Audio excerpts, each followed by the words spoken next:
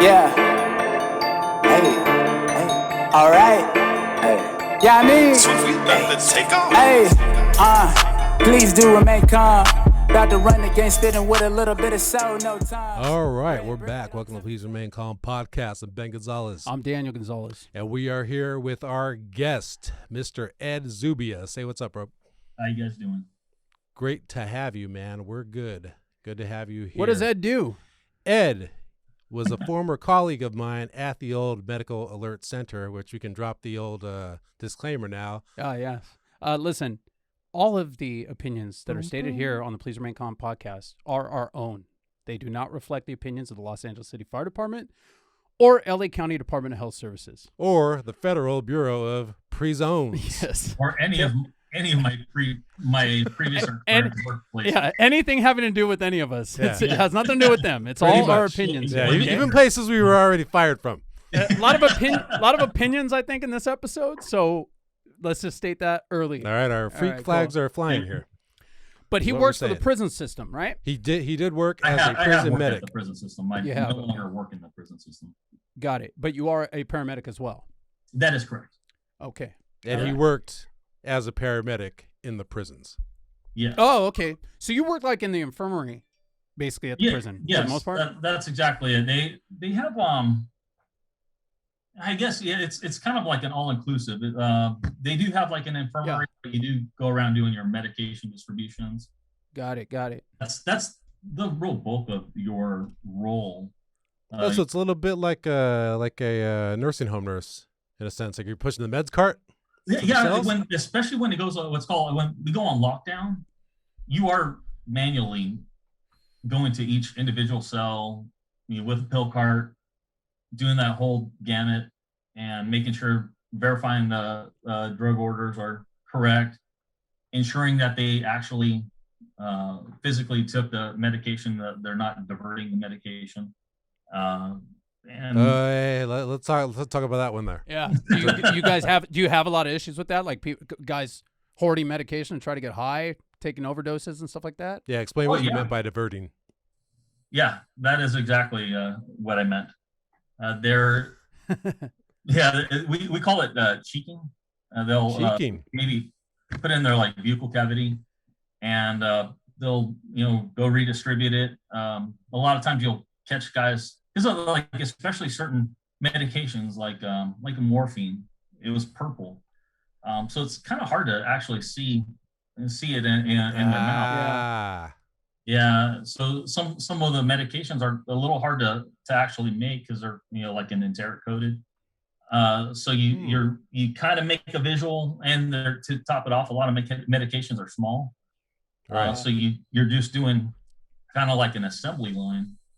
So they're basically just trying to show you like look, Dad. That's exactly it. Yeah. That's exactly it. So you just got to make sure that they're not hoarding the medications, redistributing it to other inmates. That's your primary focus. How long? How'd you get into paramedicine? Like growing up, were you thinking, God, I want to be a paramedic in a prison, or? yeah, goals. All right. Watch American Me and Blood In, Blood Out. God damn it, I need to go. They got it right. They need me in there. No, actually, I kind of fell into it. I mean, obviously, I did the fire route. So in high school, I think I've seen your show, like you, Danny, and you, Ben. You guys kind of started at a young age, about 16, kind of just figuring out where you're going to go in life. Did the Explorer route. I went to the military. And you were out there in the IE? What's that? That's where you grew up? Inland Empire? I grew up in Ontario. Ontario. Yeah. So to work Victorville, that area, it's not too far. Just jump over the old pass. Yeah, once he ran into Alan. What's that? Didn't Alan work for yeah, that's right. AMR he was Victorville? AMR Victorville. Yeah. Our cousin was Alan Pareda. Okay. Yeah. Now he's in LA County. Yeah, LA County, yeah. He just cleared probation. Alan Pareda, that's our cousin, yeah. Oh, real good dude. I used to work with him up at our shout out to Alan. I know he listens to the show. We're trying to get him on to talk about congratulations. being a rookie. Congratulations. Right on. See, we have Zoobs on. Yeah. Yeah, man. So kind of went that route. Decided paramedic was obviously the kind of ticket to getting hired on the fire station. Was that kind of your thought as you were coming up, also? Oh, absolutely. I think one of the figures.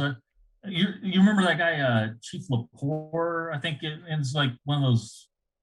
To get you hired or ace like your a interview retired guys, like one of those books. Sure, You know, smoke your interview type. Right.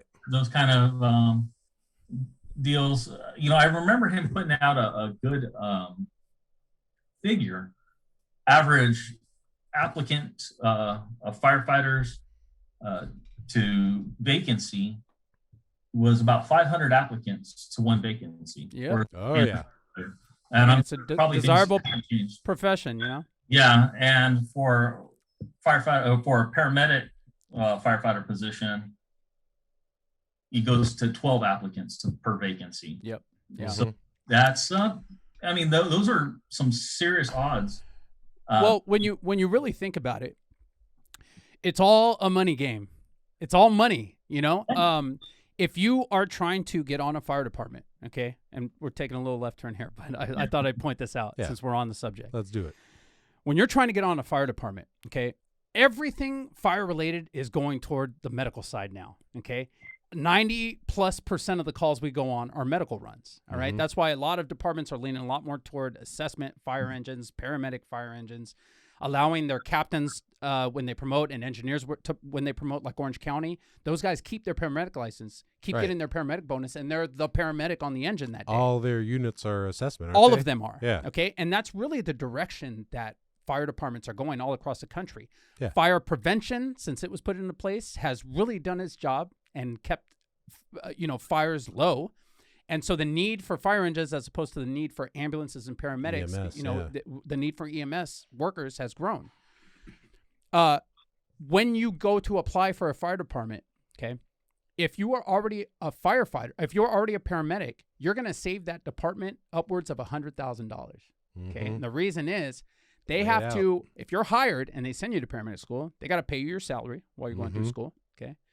They've got to pay somebody else to work back in your spot that you're missing because you're going to school. Overtime. Right? Overtime. They got to pay for school itself. Right? They got to pay for all your books and stuff. Right? Everything. And then paramedic school is about 6 months long. So you got to pay for all that for a 6 month period of time. Okay. Yep. Including your 3 months out in the field doing your internship and stuff like that. Yeah. And you finally get certified and you're able to go out and actually work for and make money for the city.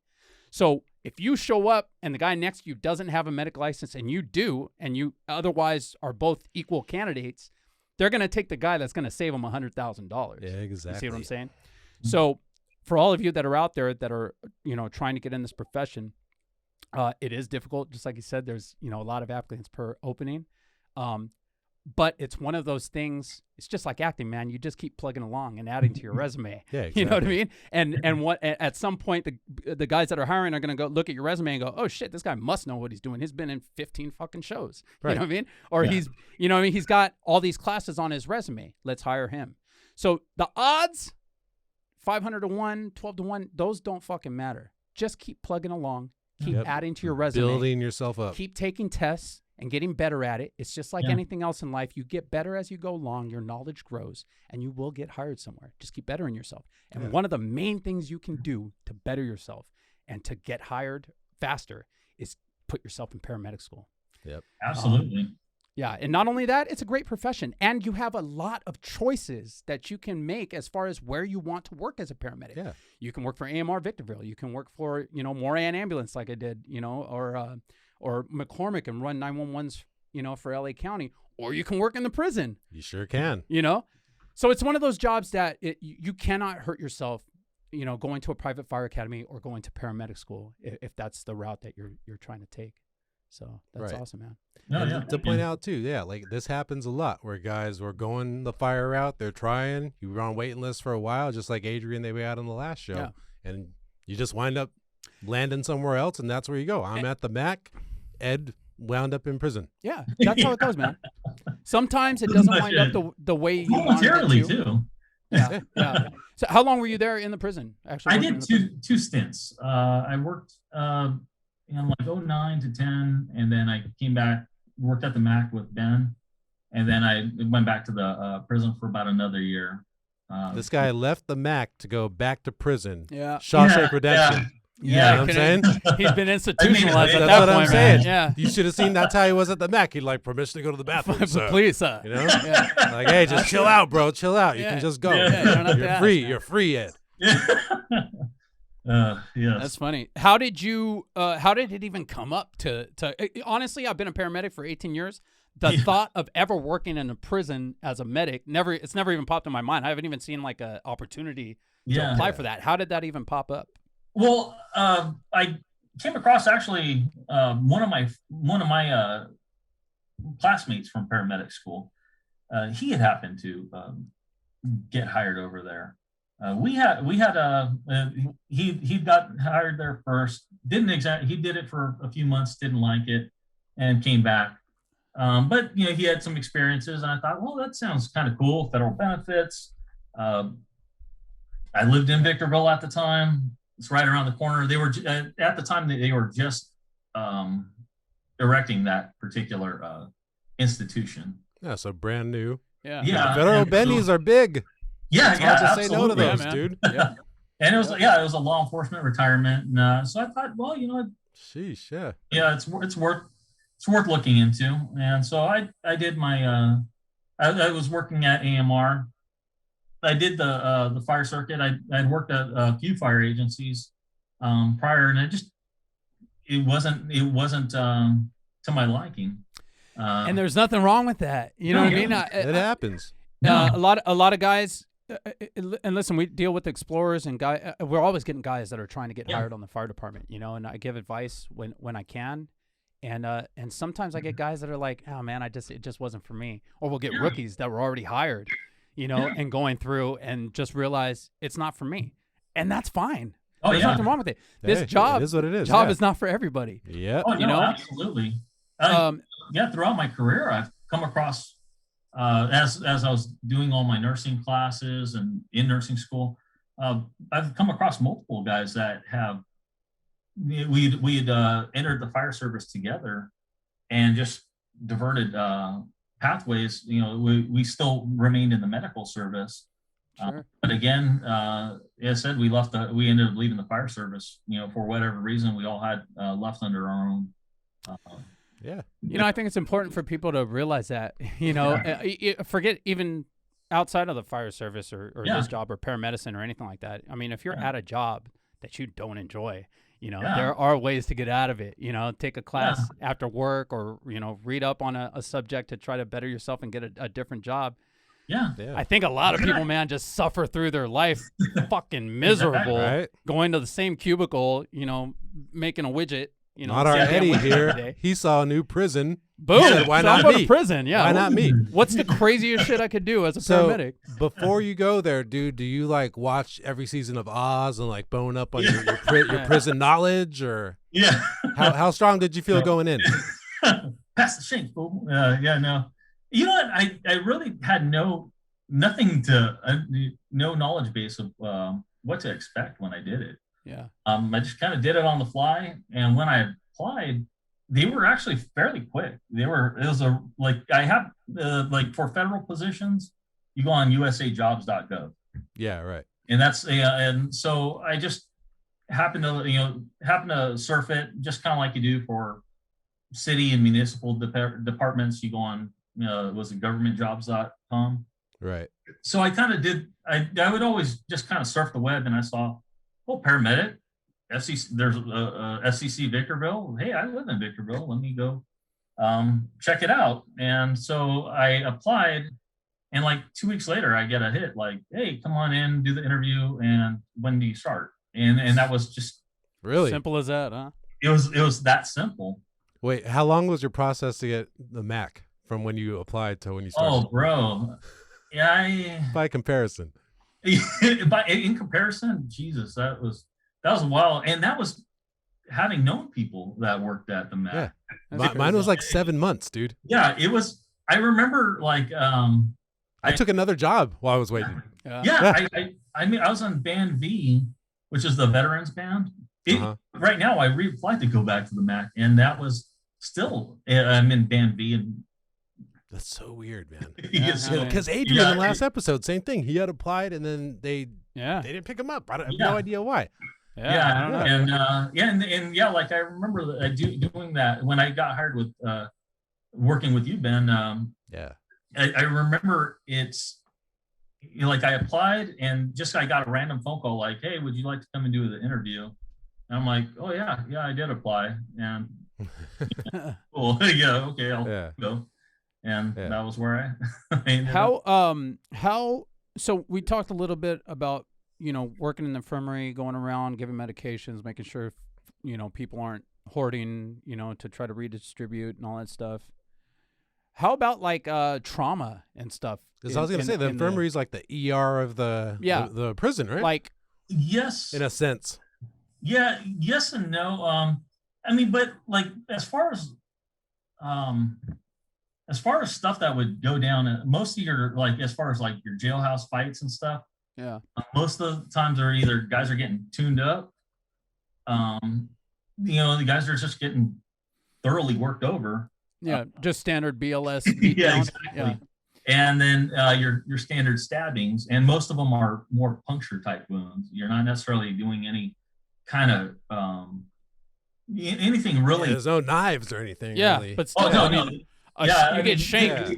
You get shanked with a toothbrush handle or something like that. That's a decent. Yeah, exactly. That's a decent most of them are piercing type. Right. So when that happens, like I've seen movies, man. I know you get shaved on the yard when you've talked too much shit.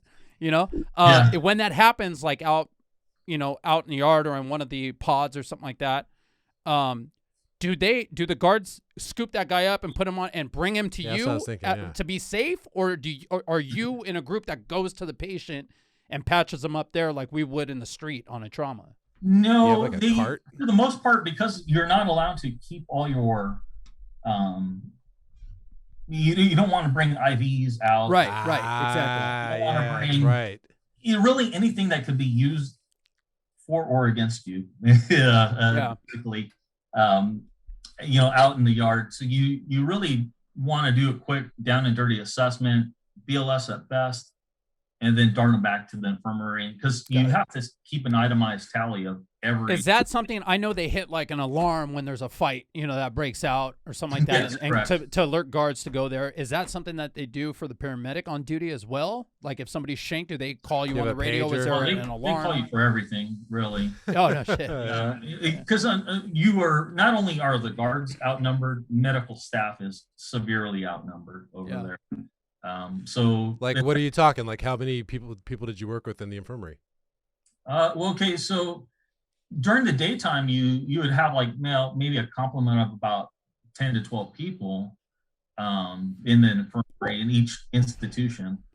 Nurses, paramedics, EMTs, combination. It's PAs, doctor that oversees everything. Then you have the dental office, their staff.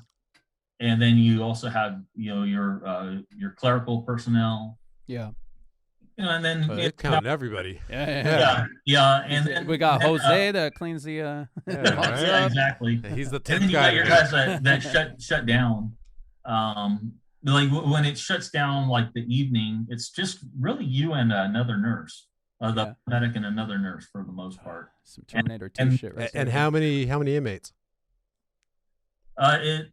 See, when I was at the USP, so now the USP Victorville is kind of unique. It's called a complex, the FCC. It has 4 different institutions. Oh, really? Yeah, correct. What are they for? So there's 2 institutions with the medium level security, and then 1 maximum security, which is the USP. And then you have a camp, which is the females, and it's the females are just kind of they're a very low level offenders, and they're just really they're waiting to be out processed, really. Mm-hmm. They have very short times left. Do you get a lot of overdoses in the prison? Yeah, I mean, you get a considerable amount. Yeah. Like what type of overdose would you see mostly? I mean, are they making Pruno in there and stuff? Are you seeing guys like getting sick from Pruno? Pruno is very alive and well. A lot of times they tend to I remember that movie Let's Go to Prison, and he was saying he made this. I don't watch that. Oh, hilarious. Yeah. He said I made the line in my toilet.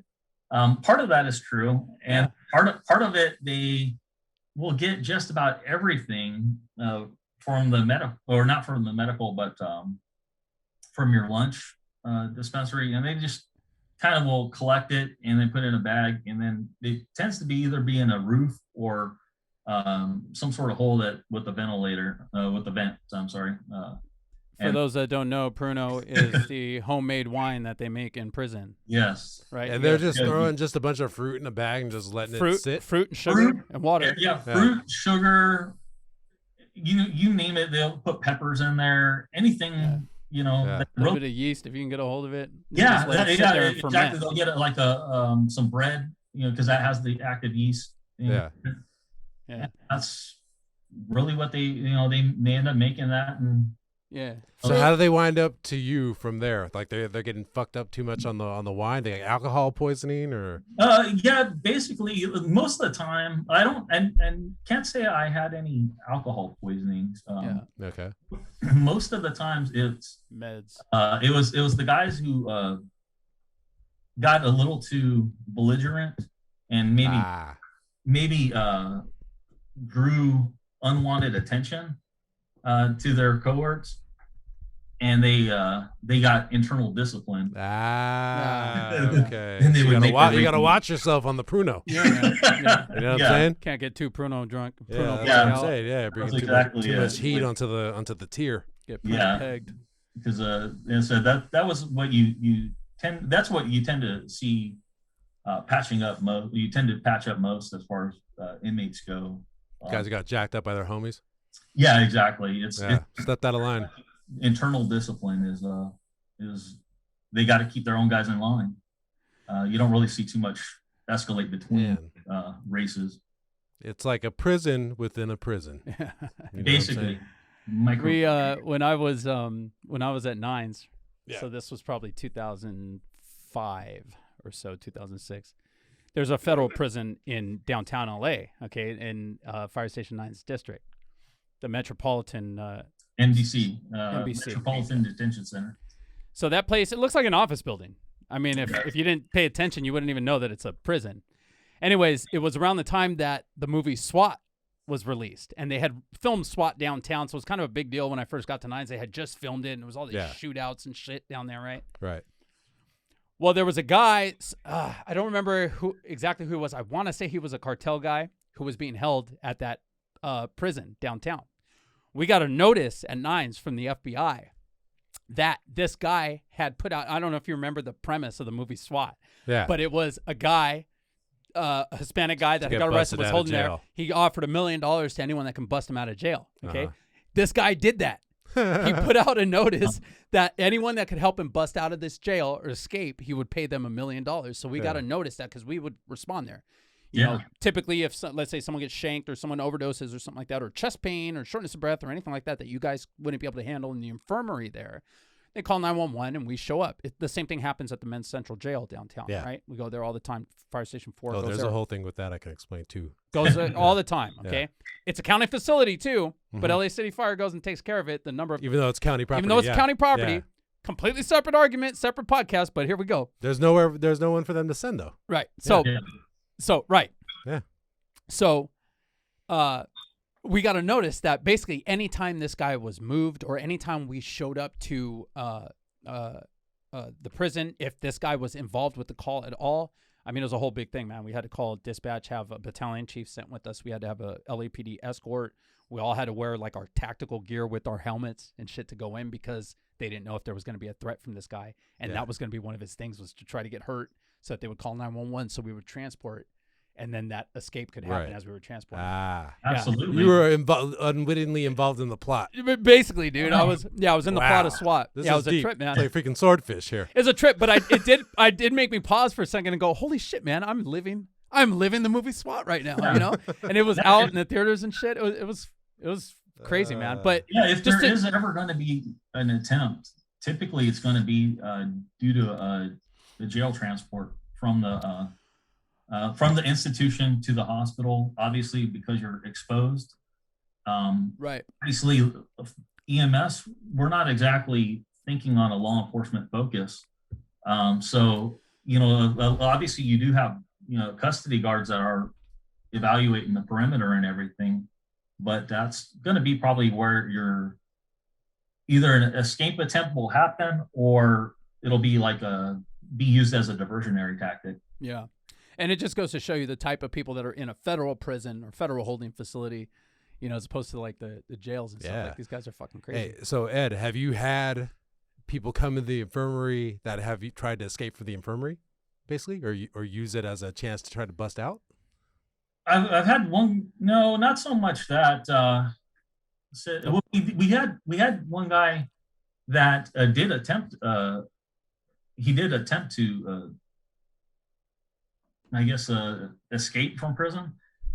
He had his cellmates apparently he knew how to throw out his shoulder. It was pretty consistent. Okay. You know? Lethal Weapon style. Yeah, he said, "Oh my God, my neck and my back," kind of thing. Yeah. And so, you know, the medic happened to assess him, and apparently, you know, called for the AMR to pick him up. During that time, the cellmate thought he had fashioned a rope out of toilet paper. He and made this little grappling hook. Thought he was Spider-Man and scale or fence. The only thing that'll ruin this plan is water. No toilet water. Got caught. Yeah, he got caught, and then don't worry, Holmes. It's Charmin. Shit is tough, bro. Yeah, bro. They use it on bears. But apparently he had he fashioned a rope, and then, you know, he had all his gizmos and gadgets, and his cellmate was getting evaluated. They were getting ready to transport his cellmate. The other escapee happened to get caught, so obviously word broke out. You know, plan fell apart. Came in, you know, put the thump on the guy, and then all of a sudden, mysteriously, his shoulder goes back in. Guys beat it back in. Damn, bro, he wasted his shoulder trick, dude. You know what I mean? He was in prison the whole time, knowing like this is my way out. Yeah. You know what I'm saying? This is. He had this one dumbass celly with this fucking toilet paper rope. Yeah, trust me. I knew that wasn't gonna work. It's worth it. It's gonna. Oh my God, dude. Yeah, man, it's crazy going into a place like that because, like I said, when we get called to go, and when I first got there to downtown, you know, like I said, Fire Station 4 goes there all the time, so I'd work a SAW day, and when you're there working, you know the policies and stuff like that, and going there on a SAW day on an overtime day, not really knowing, you know, I walked in, I was all the way in to the infirmary because the infirmary's in. Yeah, you got to go all the way. You got to go all the way through. There's like that long ramp. Not realizing I have my knife, my pocket knife, just sitting there in my pocket, hanging out. You know, because I keep it there clipped on my pocket for when I need to use it. And we get in the infirmary, and one of the guards was like, "Oh shit, hey man, you can't have that knife in here." And I'm like, "Oh, I didn't even realize, you know, because it's just there." But then thinking about it, it's like, yeah, man, any one of these fuckers could take a knife and put that thing and flick it out and take me hostage or whatever. It's also crazy when you go to pick somebody up, because typically, man, when you get called to an incident as a paramedic, people are fucking happy that you're there. You know, they're real helpful. Mm-hmm. Oh, come over here. They're standing in the street waving. Right. Come on over here. They're holding the doors for you. They're giving you the patient's history, all this shit that you don't even want to know, right? Everyone's real helpful. Yeah. Right. A lot of times you go to the jails or the prisons, that dude that you got called for, he don't want to go. Yeah. He don't want to go. Maybe he doesn't even want to come out of his cell. Yeah. You know? And I don't know, whatever reasons they're calling him out. And I've seen they got to get teams. I'm sure they have a name for the unit or the teams that go in to get a guy and pull him out of the cell. Yeah. Yeah. Cell extraction. So right? So how does this work? You have patients sometimes that don't leave? And do you stand by? Do they have you guys standing by when something like that happens and they have to do a cell Extraction? Yeah. That's more common when in the special housing unit, or again if they're that's mainly more common in the special housing unit. Yeah. You're going to get guys that they say you're going hard. Basically, he's being non-compliant. Yeah.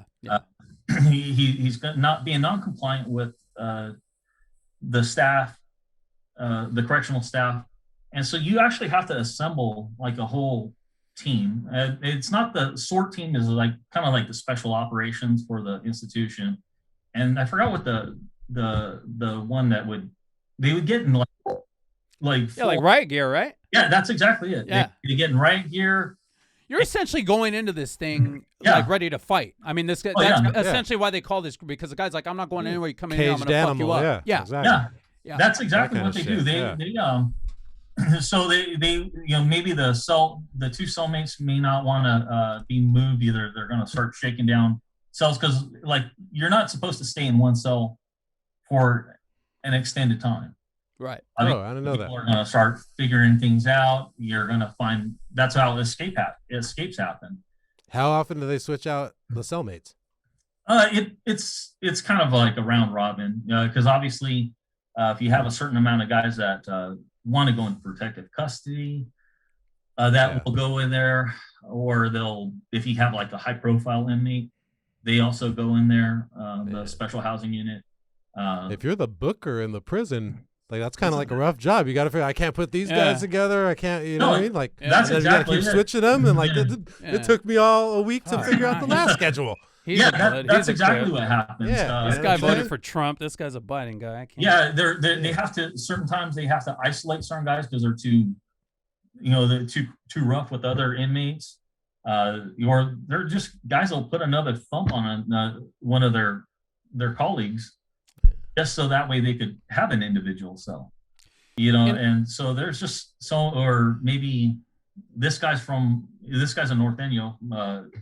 Hispanic gang member from the North End versus a sureno, they obviously can't. They can't be together. They can't be together, and so they have certain, I guess gang politics that you have to kind of be understanding too. All geared toward keeping the peace in the prison. Exactly, all geared towards keeping the peace. But so like as far as the cell extractions, you're gonna get this whole tactical team. And you assemble, the lieutenant will give you each one of you guys, each member, your own card. And, I'm Lieutenant so-and-so. I have made all these particular attempts, and this inmate does not want to comply.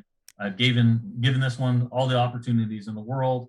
This is what we're going to do. Then they video record all this, right? Exactly. Yeah, so they have evidence in case the inmate says they beat the shit out of me, all that stuff. You have this all recorded on video. Right. Oh, absolutely. Yeah. Yeah, you'll get each person, and then you as the duty paramedic or duty PA will kind of just read that same thing, and then they'll first try to talk the guy down. If not, then they tend to smoke it. They'll send a smoke. Maybe do some flashbangs, or the flashbangs are a bit rough because it's a small isolated area. Just to get out of the cell. Yeah, man. Yeah. And then they'll hit them with the pepper spray. But they're all tactics designed to avoid having physical confrontation with the person. Right. You know what I mean? They're all tactics to divert his attention, to be able to grab him and de-escalate. Yeah, exactly. That's the argument for it. There's always arguments on the other side too. But I mean, ultimately, you're in a prison dealing with people that don't follow the rules. Yeah. That don't want to listen. Exactly. Yeah. On top of that, they're already caught. Yeah. So the fear of getting caught and doing time is gone too. Ed wasn't around people who had just gotten busted or got a DUI or something like that. Like, Ed was people who have been busted for 20 years. So these are in and out. These are fuck it type of people that are already busted. Yeah. So their only sense of not doing something fucked up is gone. Yeah. So they're, you know what I mean? They're super at that level. So it's dangerous. It's dangerous to go in and grab somebody like that. Plus, who knows what they have hidden or have fashioned out in what kind of weapons they have in their cell, all that stuff, Oh, and they'll they'll wet the floor and maybe put soap on the floor. Yeah. So slippery. So you go charging in there. Yeah, so you fall. You're freaking, you're around, and to top it off, okay, so you just gas the place, and and so you go charging in. They put soap on the floor. You got the officers all kind of stumbling on each other now. Yeah, it was like Benny Hill. Basically, you got the tear gas going off, and so what's the first thing a guy will do after a while? They get attuned to it. They'll rip your damn mask off. Yeah. and so now the rest of the guys are having respiratory. Now you have more patients. So now here's an interesting thought that I've had in the past that I've brought up to friends of mine that are LA County sheriffs that have worked in the jails. Like the LA County Sheriff's office, their deputies are the ones that are basically the guards at Central Jail, right? Right. When you get off of, or out of the academy, you go there for 2 years, okay, at least 2 years.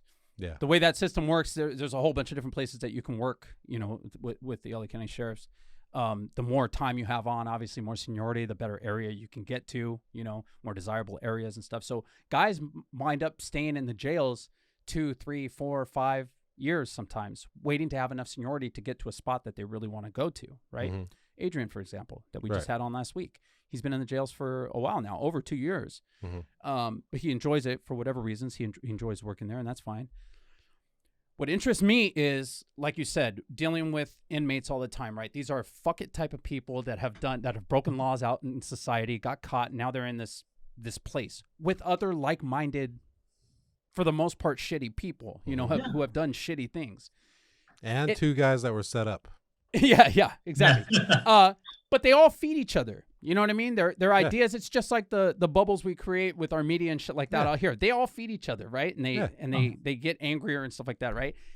The guards have to deal with that. They're constantly dealing with shitty people, negative people who don't want to listen, people who are talking back, people who have to go in and fucking rough up. It's like your dog when your dog doesn't understand. Sometimes you gotta, knock it off, and you gotta. On top of that, you gotta worry about the people that aren't doing that and being nice to you. Yes, because those are people that are really plotting. Exactly. You're always on your toes. You're always suspecting everyone's got shittiness inside of them. That's why they're here, right? Right. Now you take that mindset and that attitude, and you finally get the spot you want, and you transfer out. Well, you just spent 5 years.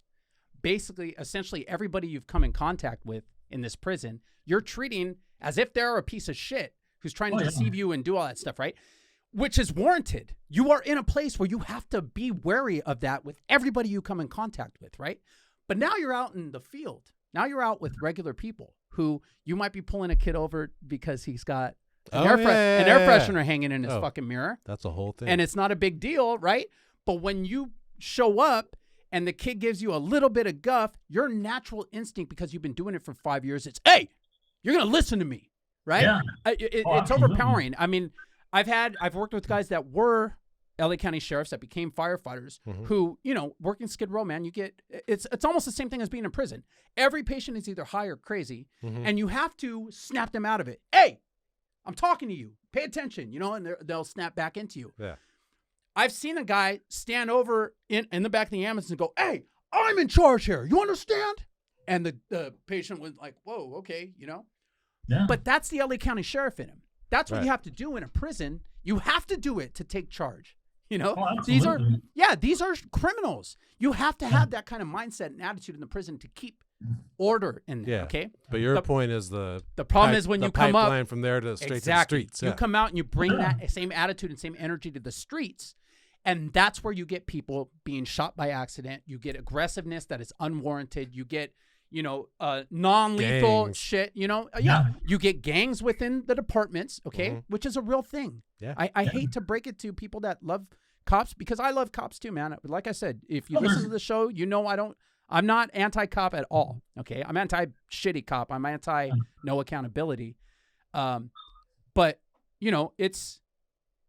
that's one of those things when you talk about police reform and you talk about not only sheriff's deputies. I don't want to pick on the sheriff's office because it's policing in general, bro. In my opinion, and again, these are our opinions. They're not the opinions of the LAFD or DHS. Yeah, hit it. My opinion, an officer should be in the field for 6 months or so and then be taken out of the field for a month or so for different types of training. Take you out of the field, give you, whatever advanced training you now, or whatever classes you need to take. I don't know, education on different cultures, education, whatever. Just get you out of the field, let you decompress a little bit, be with your family, loved ones, your friends in a class, and then get put back in the field. You know what I mean? Some decompression time. It's kind of the same thing. I would like that for my job too. No. But it's true. Cops need to have I'm training. with you, dude. Cops need to have training, right? Mm-hmm. The more training, the better for a profession like that. And I think, in my opinion, the amount of problems that are going on with cops in the field and with overaggression and stuff like that is just strictly because when you're a cop, even a cop on the beat, man, the majority of the people that you come in contact with, you're finding them in a shitty situation in their life. Okay? If you're there to help them because somebody's robbing them or something like that, great, you're the greatest. But typically, if you're called there and you're dealing with someone, you're arresting someone, they are pissed. They are in a bad spot. They're pissed at you because you're going to arrest them. They're pissed at the person they were fighting with. Mm-hmm. They're generally a negative interaction with you and the police, right? That happens damn near every call with the cops, especially now. Yeah. Especially now with society being the way it is and everybody fucking hating cops right now. That wears on you as a human being. If you walk around all day and everyone's like fuck you and everything you say to somebody you get attitude back, even the most level-headed person on earth, that's going to weigh on you after time. Every single day going to work and having that negativity thrown on you. It soaks into your pores, bro. You have to take yourself out of that and give yourself a little bit of time to decompress, and that's something that doesn't happen. It's something that people in general don't acknowledge and take the time to do on their own, meditation, shit like that. But not only that, you need to do more overtime and work extra shifts as like a private security guard or nightclub security. Make all that extra money to make it worth it being a cop, to feel like you're justifying risking your ass. Exactly. And you don't want to just risk your ass for $60,000 base salary in my time off. Exactly. You know what I'm saying? Yeah. And a lot of times cops, when they work overtime too, they don't even get paid for that overtime. They'll stay after because they got to run. They got to go back, do paperwork and shit like that. They're forced to bank that overtime. To basically save that time, not get paid for it. And you can use that to take time off later, but they won't pay you for it, Right. So we call comp time on ours. Yeah, exactly. So when you hear the term defund the police, to me, it's like, all right, I get, and I just had an argument with the guy yesterday at work with this. This was one of the points that we were arguing about. I get what you're talking about. I get it, man. I get it. Defund the police. To a lay person, that sounds like a good idea. To a lay person that sees a police budget, or a city budget, and sees that the majority of money goes to police and fire, and police are out here abusing people and shooting people and stuff like that, why are we giving them all this money? Well, you're giving them all this money because it takes a certain caliber of person to be a quality police officer. Okay, so just defunding the police, taking money from them, that ain't really the solution, man. The solution is, but it gets their attention, though. It gets the powers that be's attention. It does. But will it necessarily fix or do anything with the problem that we have with policing?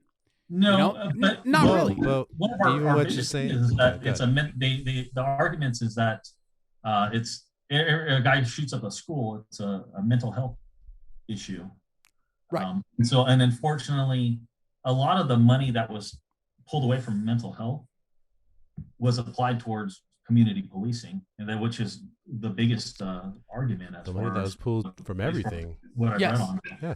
My point though, is that just taking money away ain't the solution, right? Sure, you can divert money, and money should go in different directions. Stuff like I don't think we should be buying, AI robotic dogs. Spending that kind of. I think money can be better spent elsewhere and stuff like that. But as far as like pay for police officers don't get paid that great. Okay, so a high caliber person, a military veteran, high-ranking military veteran who's been in combat, who has been in pressure situations, life-threatening situations, who has led men into battle, stuff like that. A high caliber person like that, you got to pay that guy enough money for him to want to go into that profession, for him to feel like it's worth it to risk his life and be the type of cop that we want every cop to be. It takes a special person to do that. Yeah. You have to pay that guy the right amount of money. Like firefighting, you know? Hey. We get paid great. We get paid for our overtime. It's a dangerous job. I don't think that's the issue so much. It's just a lot of the funding is for the people who aren't high caliber people. Yeah, you know correct. But I'm saying in the fact that they cost in settlements, payouts, Correct. and the time that they take advantage of the system, take advantage of pension. It's a lot. That chunk of people is what costs the amount of money. Correct. So if those funds can be diverted, because the other thing too is to help society in general, pay for more shit for people so they're not fucking flipping out. That's Right. how there's less school shootings. It's because school sucks. Well, I mean, opportunity. And it sucks to fucking be in high school. And You know what again, I mean? Or college. You know what I'm saying? That's just how life is, dude. and again, there's no one solution for one problem. All of these Right. problems are intertwined. Right. And But you have my point was like, I don't think people have a problem with paying for high caliber people. It's just it's low caliber people that are still taking that pay and then costing more on top of that. it's that they don't know where that money is going. Nobody really understands where money is being distributed once it's given to the police department. No, they get a good idea of it, man, and that's the shit that they don't think that people need. You know what I mean? Tanks and shit, battery, like you're saying, robotic dogs. Right. These extra drones. Right. The point I'm making though is that the idea of just taking money from the police department and not looking at the other solutions that need to go into place as well, it's pointless to take money away. You're not really going to solve they're anything. severely understaffed as it is. Yeah. Yeah, and that's true too. In general. But if you redistributed the amount that you're just distributing to officers, right? Or if you just reimagined how you're distributing this money and you pay more for a higher caliber person, you're going to get more higher caliber people applying for the job. Mm-hmm. You know, a person like that is looking at being a cop and going, fuck, man, $60,000 a year, that's nothing. You know, I'm not going to do that. I know too much. I have a degree. I led these people. I've been in these situations. I'm more valuable doing private, security overseas or something like that. We need to make it a desirable job here in the States to be a cop for a high caliber person like that. So the solution is, redistribute money properly. But the main solution is hire a higher caliber person to be. But I mean, they do a pretty thorough vetting process. Right. So the issue is, I mean, again, aside from psych tests, all the typical purity tests that most agencies have, your psych test, your polygraph, your background investigations. Now, again, is there ways to fall through the holes? Absolutely. But in the same sense, I mean, everybody puts their best foot forward. Yeah. Right? So these things need to be evaluated. Yeah. Throughout the years.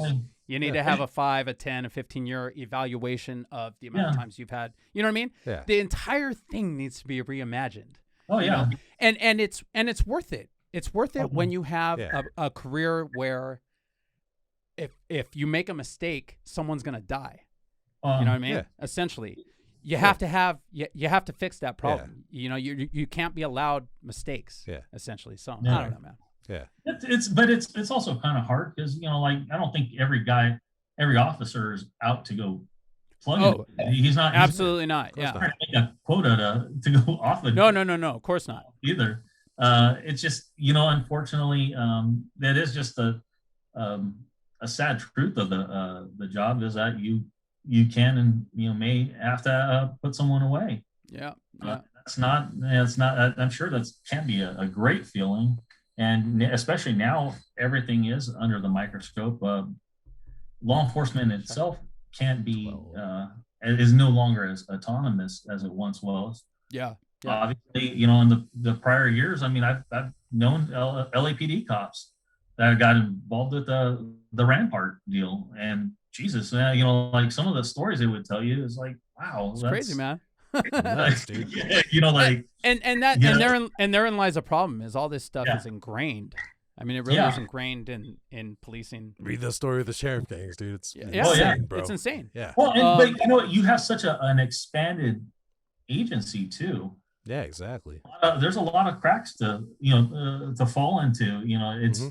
It is very going back to get a tight rein on such an agency like LAPD's got about 10,000 officers. LA County's got about 10,000 officers. They're huge. You know, and in my opinion, the bigger departments have less problems. Yeah. You know, it's the smaller towns where the police department was rooted in racism. You know what I mean? Where you have the majority of the problems. Right. Bigger cities like LA City, you know, tend to have a lot less problems, in my opinion, or at least from what I've seen. At least in current times. Yeah, exactly. I mean, historically, it's not like some agencies had. But ultimately, police have an insane amount of power, man. I mean, absolutely, you really do. So sucks. you just and you know, you can take a test to be an LAPD officer damn near every week. There's a test somewhere in the city. I know. It's a revolving door of hiring with LAPD, and you know, dude, it's just. You know, I went through we all went through a hiring process that lasted, 7-8 months. It just seems like we can figure out how to weed out the bad seeds a little bit earlier, but most importantly, continually reevaluate, an officer's performance, and act on it. Yeah, but it's also, you don't necessarily want to come to a job where you're constantly on eggshells either. I would imagine that. Yeah, I mean, but this is a type of job I think that you should constantly be on eggshells. You should constantly be on eggshells. You are in public. You do have one of the highest, the authority of public trust. Yeah, exactly. So you have to have high standards for your conduct, and that's what trips me out. Same way you have to. That's what trips me out too about when I argue or have discussions with cops about these things. Because there's a natural instinct to my side versus your side when this kind of discussion comes up. Mm-hmm. And in my opinion, like for me, if a firefighter were to do something fucked up, they didn't run into the building to save the kid died or something like that. To me, I'm just as mad at that guy for making the profession of firefighting look bad. You know what I mean? If a firefighter gets arrested for fondling someone in the back of an ambulance, which happens, to me, fuck that guy. You made me look bad. Everybody in my profession look bad. Right. So that's what trips me out when we start arguing about like whatever. I mean, pick a police shooting, and we talk about like the reasons why everyone's up in arms about it. I can see both sides. I could see how you as an officer are walking up to a car. You have no idea what this person just did, might have just done. You know what I mean? And so reaching for a soda bottle or something like that, I could see how you could react and think. You're trained to try to, differentiate between somebody that's a threat and somebody that's not, and when you pull your gun and when you don't and all that stuff, right? You go through all that training. Right. So every interaction could turn into something negative, and you approach it like that. You have to, for your own safety, I get all that.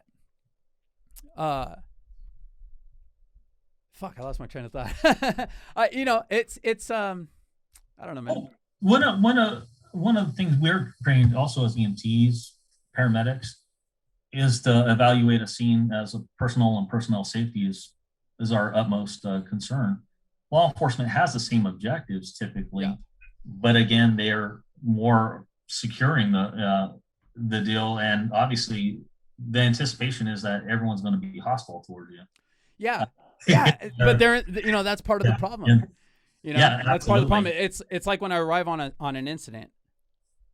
I have a partner, okay, who is very confrontational, and he was going through some personal stuff, and so basically every time we showed up to a call, it was like, why'd you call? Kind of attitude, and it just sets the tone for the entire call. Right. Now, the entire call is confrontational and negative and stuff like that, right? Whereas me, an 18-year veteran of the department, when I show up to call, it doesn't matter what I got going on. It doesn't matter if I just almost got in a fight with my engineer at the station. It doesn't matter how pissed off and how upset and tired I am, and cussing out the call the whole way there. As soon as I show up and I come up to somebody, it's, "Hello, ma'am. I'm Danny. I'm a paramedic. What seems to be the problem?" And I approach it with a positive attitude. that by itself, just showing up with positivity and coming in with an attitude to try to resolve the issue, does fucking wonders for how the rest of that incident is going to go. Yeah. So when you have somebody who, let's say, just came out of the jails, maybe has a certain attitude about the people that, or somebody who's got 30 years on, who's been dealing with, criminals and stuff like that for 30 years and is just burnt out and ready to retire. Yeah. And you show up with this, I'm in charge, you're going to do what I say. Just like that the lieutenant with the Army that just got pulled over. Oh, yeah. Got pepper sprayed and dragged out. Yeah. The officer's demeanor from the beginning of that traffic stop lent itself to that exact situation laying out exactly like it did. There's the other LAPD one from earlier in the week with the guy taking out the trash. Yeah. And they just ran up on him. I'm taking out the trash. What are you doing? Exactly. Yeah. That type of stuff can't happen. Whereas, and this is kind of, that's where I was going with the whole thing. I understand why you're so cautious with people and why you feel you need to overpower right away. But you can't take that same jail prison attitude or the same attitude you dealt with 10 criminals that day who were pieces of shit and didn't listen to anything you say. Yeah. You have to treat that one with the same niceness and kindness that you did these other 10 that wound up being pieces of shit. Because maybe this one isn't. Right. Now same way as on calls. Now you're kind to that person. Their attitude and maybe they have their kid with it. Their attitude and view toward the cops changes, and then their next interaction, if you have a good quality cop that's trained properly how to interact with people, it does the same thing.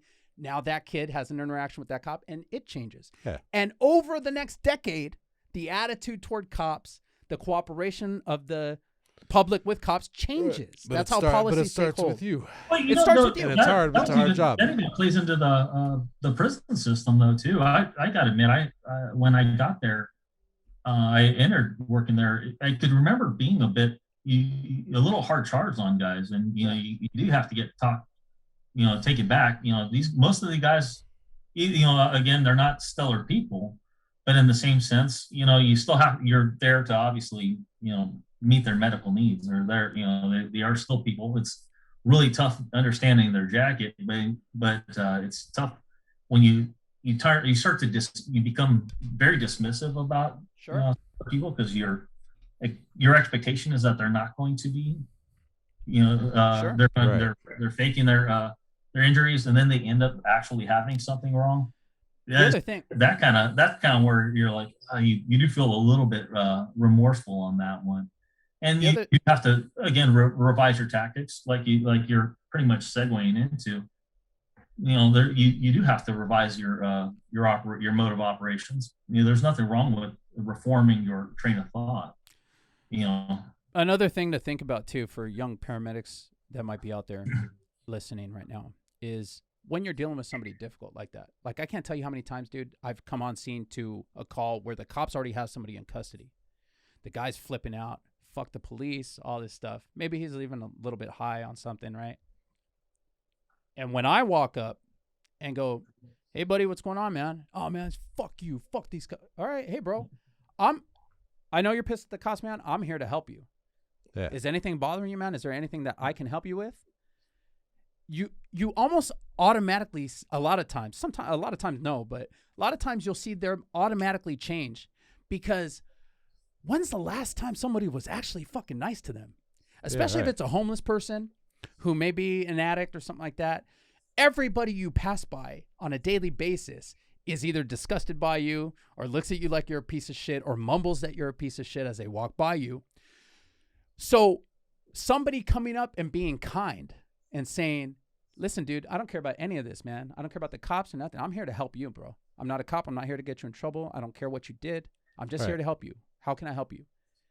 You get the cooperation from them because they're fucking blown away that somebody's actually being kind to them. Yeah.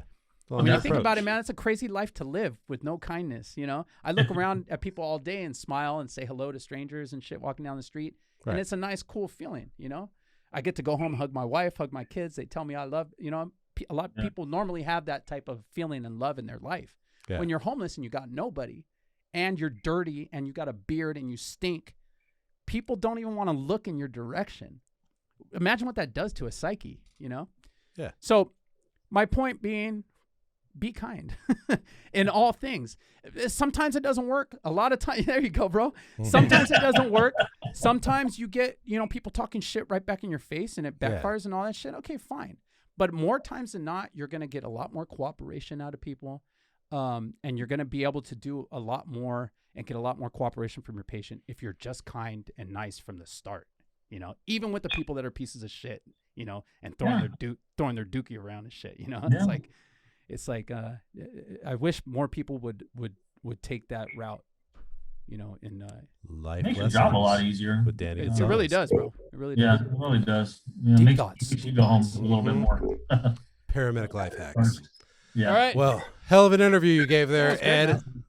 Glad you came on, dude. I appreciate you, man. Do you want to plug anything, or you want people to follow you on the gram or something, or what? The gram? Here's your chance. You're a star now. Speak to the audience directly, Ed. Yeah, you got questions? My email's Eddie_Licious. Yeah. Of all things, booty to plug. Booty Slayer 69. I did not see that one coming. Because we had to give Ed's email to the engineer to get him in the Zoom link. And I'm like, this will kept his original email from the 90s. That's hot, dude. You know what I'm saying? Yeah. Like his first email and shit. Ed never let it go. It's Tony. And then, he could have plugged any link right now, any URL, any organization, somebody's GoFundMe. And he's like, hit me at Eddie_Licious at Yahoo. At AOL. Wow. All right. Where can they find drop. you, Ben? Mic drop, yeah. Man. Amazing. That was an amazing sign-off. You can follow me at Ben9Humor, Ben number 9 Humor on Instagram and Twitter. Follow me at DannyGonzo34 on Instagram and Twitter. Follow the show at PRCPod on Instagram and Twitter, or contact us. Email us at contactprcpod@gmail.com. We are also TikTokers now. Oh, yeah, that's right. PRC Podcast. PRC Podcast. There's even On TikTok TikTok. of you now, Ed. You know what I mean? True prison stories That with one Ed. song that they keep playing on that. All the girls keep moving their butt to. I don't know. One of those booty shaking songs. You know what I'm saying? This guy with the sound bites. Whatever. Yeah. Cannot get enough of Ed Zubia. You're gonna come back next week, dude. All right. Ed. Thanks a lot, you guys. buddy. We'll see you. All right. Take care. Thanks. Yeah. Hey. All right. Hey. Yeah, I mean. Hey. Please do remain calm. About to run against it and with a little bit of soul, no times.